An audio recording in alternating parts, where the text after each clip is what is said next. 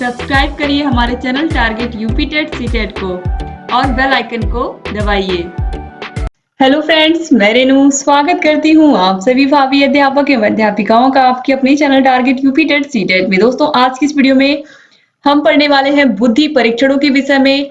इससे पहले की जो वीडियो मैंने बनाई थी उसमें मैंने आप लोगों को बताया था बुद्धि किसे कहते हैं, बुद्धि की परिभाषाएं अलग अलग मनोवैज्ञानिकों के अनुसार। इसके अलावा बुद्धि के सिद्धांत सभी के विषय में मैंने विस्तार से आप लोगों को बताया था। आज की इस वीडियो में मैं आपको बुद्धि परीक्षणों के विषय में बताने वाली हूँ। बुद्धि परीक्षण बहुत ही महत्वपूर्ण है, आप लोग के एग्जाम में इनसे क्वेश्चंस आते हैं। तो चलिए हम देखते हैं बुद्धि परीक्षण कितने प्रकार का होता है और इसमें आपको क्या क्या चीजें पढ़नी है। तो चलिए देखते हैं बुद्धि परीक्षण। बुद्धि परीक्षण देखिए, यह व्यक्तिगत और सामूहिक होता है। जैसे कि क्लास में बच्चे हैं, आप अगर एक एक बच्चे को व्यक्तिगत बुला करके उससे कुछ पूछ रहे हो तो वह हो गया व्यक्तिगत। लेकिन अगर आप बच्चों को आपने टीम में डिवाइड कर दिया गया है, पांच पांच बच्चों का आपने क्या किया है, टीम बना लिया है, तो यह क्या हो गया, सामूहिक। आप उस पूरे टीम से जो क्वेश्चन पूछोगे वो पूरे टीम से पूछोगे। तो इस तरीके से जो व्यक्तिगत और सामूहिक परीक्षण होता है यह बुद्धि परीक्षण का ही प्रकार है। यानी कि बुद्धि परीक्षण दो प्रकार के होते हैं, व्यक्तिगत और सामूहिक। तो व्यक्तिगत भी दो प्रकार का होता है, भाषात्मक यानी कि शाब्दिक, उनके लिए जो पढ़े लिखे होते हैं। वो कोई भी चीज हम क्या करेंगे, उनसे पढ़ाई लिखाई वाली या जो पढ़ सकते हैं उनको हम प्रश्न दे सकते हैं कि वह उन प्रश्नों का उत्तर दे लें और हम जान जाए, उनकी बुद्धि का परीक्षण कर लें। और जो पढ़ नहीं सकते हैं उनके लिए क्रियात्मक परीक्षण या अशाब्दिक परीक्षण भी इसे हम कहते हैं। और यह निरक्षर लोगों के लिए, ऐसे लोगों के लिए जो पढ़ नहीं सकते हैं। ठीक है, तो भाषात्मक या शाब्दिक या अमूर्त बुद्धि, ये हो गया भाषात्मक के अंतर्गत यानी कि पढ़े लिखे लोगों के लिए, और क्रियात्मक या अशाब्दिक या निरक्षर लोगों के लिए मूर्त बुद्धि। तो इस तरीके से अब इसमें आप देखिए व्यक्तिगत के अंदर अगर आप देखोगे तो यहाँ पर बिने साइमन बुद्धि स्केल, स्टैनफोर्ड बिने स्केल जो बनाई गई है वह भाषात्मक, यानी कि अगर एग्जाम में पूछता है कि जो बिने साइमन स्केल बनाई गई है या बिने साइमन बुद्धि स्केल बनाई गई है वह किस प्रकार के परीक्षण के लिए बनाई गई है, व्यक्तिगत या सामूहिक। अगर एग्जाम में इस तरीके से पूछेगा तो आपको उसका आंसर क्या देना रहेगा, व्यक्तिगत। और अगर ये पूछता है कि यह भाषात्मक यानी कि ऐसे लोगों के लिए बनाई गई है जो साक्षर हैं, या फिर ऐसे लोगों के लिए बनाई गई है जो अमूर्त बुद्धि के हैं, तो ये भी इस तरीके से भी एग्जाम में पूछ लेगा। तो आपको याद रखना है कि जो बिने साइमन बुद्धि स्केल है यह ऐसे लोगों के लिए बनाई गई है जो अमूर्त बुद्धि के होते हैं, जो साक्षर होते हैं, जो पढ़े लिखे होते हैं। ठीक है, अब देखिए जो निरक्षर लोग होते हैं या मूर्त बुद्धि के होते हैं, इनके लिए कौन कौन से परीक्षण है, भूल भुलैया टेस्ट या bachelor value test. Bachelor value test exam में पूछा गया है। यह 16 से लेकर के 60 वर्ष के लोगों तक होता है, यानी कि इतने साल से इतने साल के लोग इसके अंतर्गत आते हैं। तो याद रखिएगा कि जो व्यक्तिगत बुद्धि परीक्षण होता है इसमें भाषात्मक और क्रियात्मक दो प्रकार के परीक्षण होते हैं। यानी कि भाषात्मक उन लोगों के लिए जो पढ़े लिखे होते हैं, क्रियात्मक उन लोगों के लिए जो पढ़े लिखे नहीं होते हैं। अब इसको मैं आपको आसान भाषा में समझाती हूँ कि भाषात्मक का मतलब क्या हुआ। व्यक्तिगत बुद्धि परीक्षण में हम एक एक बच्चे को बुलाते हैं, एक एक बच्चे को हमने बुलाया और हम क्या करते हैं, जो बच्चे पढ़े लिखे हैं उनको हम आसानी से कुछ क्वेश्चन देते हैं और उस क्वेश्चन का वो आंसर कर देते हैं। और जो बच्चे पढ़े लिखे नहीं हैं या जिन्हें भी पढ़ना लिखना नहीं आता है उनके साथ हम क्या करते हैं, उनके साथ हम कुछ क्रियात्मक चीजें करते हैं या कुछ चीजों का आकृतियों का वर्गीकरण करने को कहते हैं। या ढेर सारी आकृतियां हैं एक बर्तन में रखी हुई हैं या किसी एक बक्से में रखी हुई हैं, तो उनसे हम कहते हैं इसमें से जो गोल आकृतियां हैं या जो चतुर्भुज है, पंचभुज है या त्रिभुज है, उनको अलग अलग वर्गों में रखो। तो इस तरीके से ये क्या हो गया, क्रियात्मक परीक्षण हो गया। या व्यक्तिगत के अंतर्गत ही क्या हो गया, क्रियात्मक या अशाब्दिक परीक्षण हो गया। तो इसके अंतर्गत भूल भुलैया टेस्ट और बैचलर वैल्यू टेस्ट आते हैं, याद रखिएगा। इसके बाद आगे है सामूहिक बुद्धि परीक्षण। सामूहिक का नाम से ही पता चल रहा है हमें कि यह क्या होगा, समूह में होगा, यानी कि ग्रुप में होगा। तो ग्रुप में भी वही चीज आ गई, पहली भाषात्मक यानी कि पढ़े लिखे लोगों के लिए, दूसरी क्रियात्मक यानी कि ऐसे लोग जो पढ़े लिखे नहीं है, निरक्षर हैं। तो पढ़े लिखे लोगों के लिए आर्मी अल्फा टेस्ट, जैसे कि सेना में सामान्य वर्गीकरण टेस्ट होता है जब कोई सेना में भर्ती होने के लिए जाता है, और आर्मी बीटा टेस्ट इसे हम शिकागो क्रियात्मक टेस्ट के नाम से भी जानते हैं। यह ऐसे लोग जो पढ़े लिखे नहीं है उनके ऊपर होता है।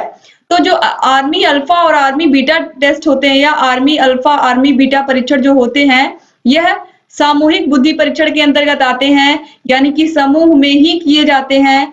समूह में करने का मतलब है कम से कम 8 से 10 लोगों का ग्रुप होगा अलग-अलग, और उन सभी को 10 क्वेश्चन दिए जाएंगे और उन सभी को क्या करना होगा, उन क्वेश्चंस को सॉल्व करना होगा। लेकिन इसमें क्या होता है, इसमें नकल होने के चांसेस बढ़ जाते हैं, क्योंकि सभी लोगों को वही सेम क्वेश्चन पेपर मिलता है। खासकर जो लिखना होता है आंसर, उसमें क्या होती है, नकल होने की संभावना होती है। और क्रियात्मक अशाब्दिक में भी वस्तुओं का वर्गीकरण करना होता है, तो ढेर सारे लोग समूह में होते हैं, तो कहीं ना कहीं सभी लोग का दिमाग लगता है और यहाँ पर भी नकल होने की संभावना रहती है। तो जो व्यक्तिगत परीक्षण होता है, इसमें जब हम एक एक व्यक्ति का, एक एक बच्चे का हम इसमें क्या करते हैं, परीक्षण करते हैं। और जो सामूहिक होता है, इसमें हम ग्रुप में ढेर सारे लोग को इकट्ठा करके एक साथ उनका परीक्षण करते हैं।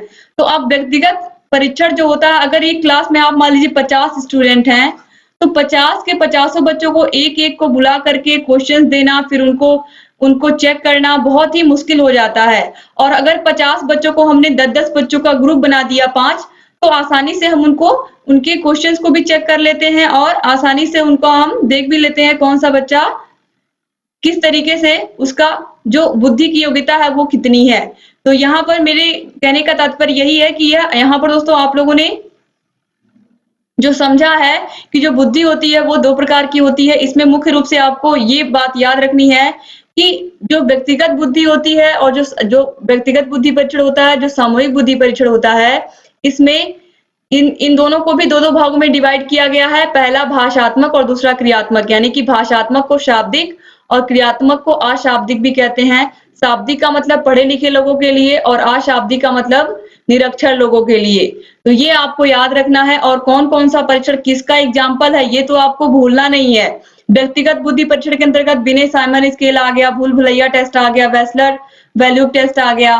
और जो सामूहिक बुद्धि परीक्षण है, इसमें आप देखिए army alpha test, army beta test आ गया, सेना का सामान्य वर्गीकरण टेस्ट, शिकागो क्रियात्मक टेस्ट, ये सब सामूहिक के अंतर्गत आ गए। अब इसके बाद हम देखेंगे बुद्धि लब्धि। बुद्धि लब्धि ऐसा कोई ईयर गया ही नहीं जिस ईयर में इससे क्वेश्चन नहीं आया है। तो देखिए, व्यक्तिगत बुद्धि परीक्षण का सर्वप्रथम सफल प्रयास अल्फ्रेड बिने ने किया था। ये पेरिस विश्वविद्यालय के मनोविज्ञान के प्रोफेसर थे। 1905 में, ये डेट आप याद रखिएगा, ये सन आप याद रखिएगा कि 1905 में दोनों वैज्ञानिक बिने और साइमन ने मिलकर व्यक्तिगत बुद्धि परीक्षण की खोज की, जिसे बिने साइमन बुद्धि परीक्षण कहते हैं। इसे ही हम मानसिक आयु का प्रत्यय भी कहते हैं। तो मानसिक आयु का प्रत्यय सबसे पहले किसने दिया था? सबसे पहले दिया था बिने साइमन ने। और कब दिया था? 1905 में दिया था। और यह परीक्षण 3 से लेकर के 15 वर्ष के बालकों के लिए था। स्टर्न ने 1912 में बुद्धि लब्धि का सूत्र दिया। तो आपसे एग्जाम में पूछेगा कि मानसिक आयु का प्रत्यय सर्वप्रथम किसने दिया था? तो बिने साइमन ने दिया था। ठीक है, बिने साइमन ने ही पहली बार बुद्धि परीक्षण भी किया था।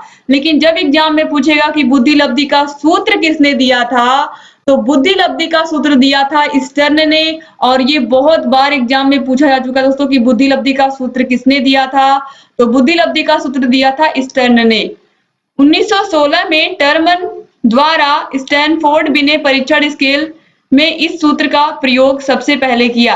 अब दोस्तों, यह जो बुद्धि लब्धि का सूत्र दिया गया स्टर्न के द्वारा, इसका प्रयोग सबसे पहले किसने किया? तो इस बुद्धि लब्धि सूत्र का प्रयोग सबसे पहले किसने किया? टर्मन ने किया। तो आपको किसका किसका नाम याद रखना है, कंफ्यूज नहीं होना है। सबसे पहले आपको बिने साइमन ने क्या किया? मानसिक आयु का प्रत्यय दिया 1905 में, और इन्होंने सबसे पहले बुद्धि परीक्षण किया। फिर बुद्धि लब्धि का सूत्र सबसे पहले किसने दिया? 1912 में स्टर्न ने दिया। अब 1916 में सबसे पहले इस सूत्र का प्रयोग किसने किया? टर्मन ने किया। तो याद रखिएगा। अब बुद्धि लब्धि का सूत्र क्या है? बुद्धि लब्धि बराबर मानसिक आयु बटे वास्तविक आयु गुणे 100। वास्तविक आयु का मतलब क्या है? बच्चा जब पैदा हुआ है वह कितने ईयर का अब तक हो चुका, तब से अब तक कितने ईयर का। अगर बच्चा 10 साल का हो गया है अब, तो यहाँ पर हम क्या लिखेंगे? उसकी वास्तविक उम्र लिखेंगे कि वह 10 साल का हो गया है। ठीक है। और मानसिक आयु का मतलब ये है कि अगर बच्चा 10 साल का है, वो मान लीजिए वह कक्षा 4 में पढ़ रहा है अभी, तो अगर वह कक्षा 4 में पढ़ रहा है तो वह बच्चा कक्षा 4 के प्रश्नों को हल कर पा रहा है या नहीं कर पा रहा है।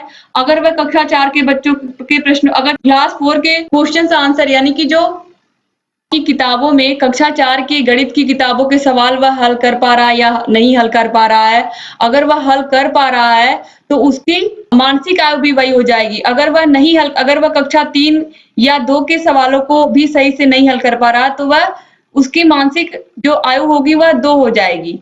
अगर वह कक्षा 4 में है और कक्षा 5 और कक्षा 6 के बच्चों के भी सवाल हल कर ले रहा है तो उसकी मानसिक आयु कक्षा 5 और कक्षा 6 के बच्चों की हो जाएगी। तो इस तरीके से याद रखिएगा आप लोग, मानसिक आयु का मतलब हुआ कि उसकी बुद्धि कितनी है, उस बच्चे की बुद्धि कितनी तेज है। तो यहाँ पर अभी एग्जाम्पल के माध्यम से मैं आपको बताने वाली हूँ, किसी बालक की मानसिक आयु 15 वर्ष है और उसकी जो वास्तविक आयु है वह 12 वर्ष है, तो बुद्धि लब्धि क्या होगी? तो चलिए हम फॉर्मूले का यूज करते हुए इस क्वेश्चन को सॉल्व करेंगे। तो बुद्धि लब्धि बराबर मानसिक आयु बटे वास्तविक आयु गुणे 100। मानसिक आयु 15 है, वास्तविक आयु 12 वर्ष है और गुणे 100। तो यहाँ पर हमने इस तरीके से यहाँ पर इसको 3 से कट किया। यहाँ पर आप देखिए तो यहाँ 5/4 गुणे 100 हो गया, फिर यहाँ पर हमने 4 से काट दिया 100 को, ये हो गया 25 और यहाँ पर आप देखिए 25 पचे 125। दोस्तों इस तरीके से यहाँ पर आप देखिए 125 आ गई इस बच्चे की IQ। तो इस तरीके से यहाँ पर आपने देखा कि इस बच्चे की जो बुद्धि लब्धि आ गई वो कितनी आ गई, 125 आ गई। यानी कि जिस बच्चे की हमने देखा था मानसिक आयु 15 वर्ष है और वास्तविक आयु 12 वर्ष है, उसकी बुद्धि लब्धि कितनी आ गई, 125 आ गई। अब देखिए भारत में बुद्धि परीक्षण की शुरुआत डॉक्टर C.H. राइस ने की थी। इन्होंने 1922 में हिंदुस्तानी विनय क्रिया स्केल प्रकाशित कराया था। भारत में सामूहिक भाषात्मक बुद्धि परीक्षण प्रोफेसर उदय शंकर जी ने तैयार कराया था।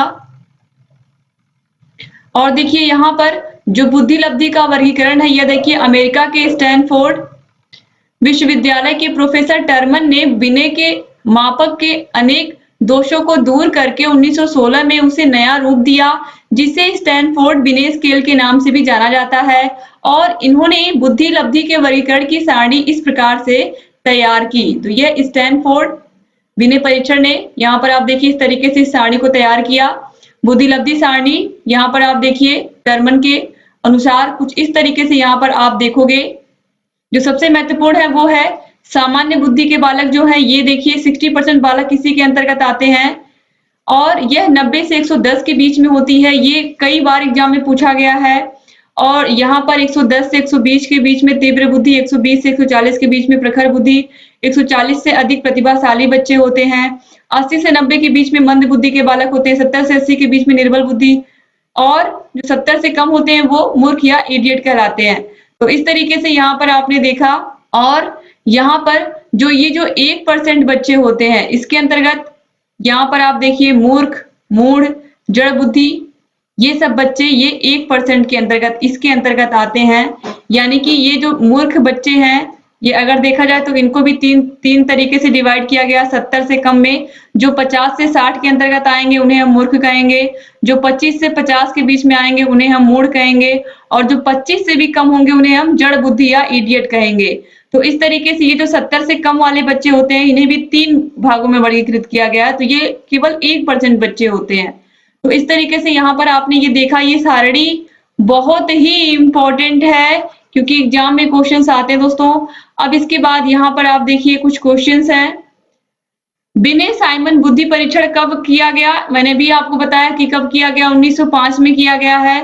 सामान्य बालक किस बुद्धि लब्धि के अंतर्गत आते हैं? तो 90 से 110 के बीच में आते हैं सामान्य बुद्धि लब्धि के बालक। क्वेश्चन नंबर 3 है बुद्धि लब्धि का सूत्र क्या है? बुद्धि लब्धि है IQ बराबर मानसिक आयु बटे वास्तविक आयु गुणे 100। क्वेश्चन नंबर 4 है विनय साइमन स्केल शाब्दिक है या अशाब्दिक है? तो अभी आप लोगों ने देखा कि जो विनय साइमन स्केल है, मैंने शुरू में बताया कि ये क्या है, शाब्दिक स्केल है, पढ़े लिखे लोगों के लिए है या भाषात्मक है? तो यह शाब्दिक लोगों के लिए है क्योंकि वो पढ़ लिख सकते हैं और उन्हीं के लिए ये स्केल बनाई गई है। तो इस तरीके से यहाँ पर आपको मैंने बुद्धि परीक्षण के विषय में इस पूरे टॉपिक में बताया। इसके अलावा जो अलग अलग वर्गीकरण किया गया है बच्चों का, कौन सा बच्चा प्रतिभाशाली है, कौन सा बच्चा प्रखर बुद्धि का है, कौन सा सामान्य बुद्धि का है, इसके विषय में भी मैंने आपको बता दिया। यहाँ पर पूरा आपको समय इस तरीके से बुद्धि लब्धि सारणी मैंने आपको बताई। तो उम्मीद करती हूँ दोस्तों कि ये वीडियो भी आपको पसंद आई होगी। अगर वीडियो अच्छी लगी है तो प्लीज वीडियो को लाइक करके जाइएगा और अपने कॉलेज फ्रेंड्स को उसको शेयर करना मत भूलिएगा। और आपको जहाँ कहीं भी कोई भी समस्या आए हमसे बताते रहिए। यहाँ आई बटन पर क्लिक करके यूपी टेट की जितनी भी वीडियोस हैं आपको सभी वीडियोस की लिंक यहाँ से मिल जाएगी और डिस्क्रिप्शन बॉक्स और कमेंट बॉक्स में भी मैं आपको सभी विषयों की लिंक दे दूंगी। सभी विषयों को आप पढ़िए और अपनी तैयारी को बेहतर बनाइए और जहाँ कहीं भी कोई भी समस्या आए हमसे बताते रहिए। दोस्तों वीडियो को लाइक करके जाइएगा और प्लीज कमेंट जरूर करिएगा ताकि पता चले कि आप लोग को वीडियो समझ में आ रही है या नहीं समझ में आ रही है। और चैनल को जरूर सब्सक्राइब कर लीजिए क्योंकि हम लोग आपको सिर्फ यूपी टेट ही नहीं सुपर टेट और सी टेट की भी तैयारी बहुत बेहतर कराने वाले हैं। तो बस ऐसे ही चैनल से बने रहिए दोस्तों। मिलते हैं नेक्स्ट वीडियो में, तब तक अपना ख्याल रखिएगा, अपने परिवार का भी ख्याल रखिएगा और हमारे चैनल से ऐसे ही बने रहिएगा। जय हिंद दोस्तों।